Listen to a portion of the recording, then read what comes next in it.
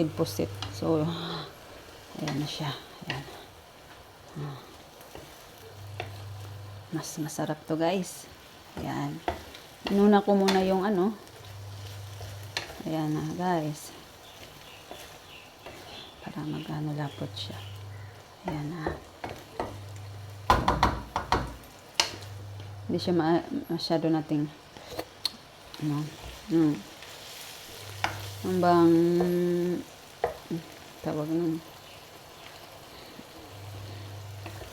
Kuha natin yung tubig niya. Mas mainam kasi din may tubig, di ba guys? Ayan. Para malambot din ang ano niya. Ayan na guys. Ayan.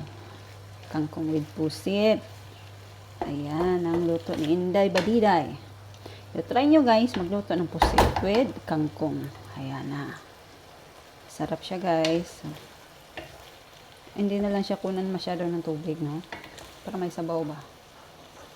Ayan na.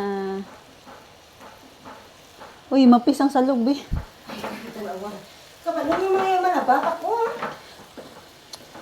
Dali lang ba? Alam nga naman, napabi ako luto isa.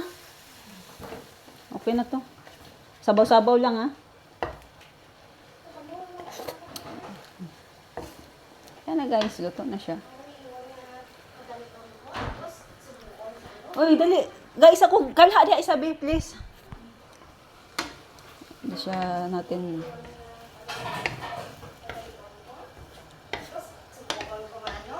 Okay na na.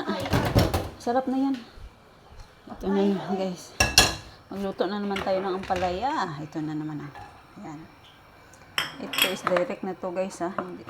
Wala. Pagay ko nakakuha sa itlog, oh. May buakon pa kong itlog, guys. Next nating lutuin, guys, is ampalaya. So, kuha tayo ng itlog. Ayan. Itlog.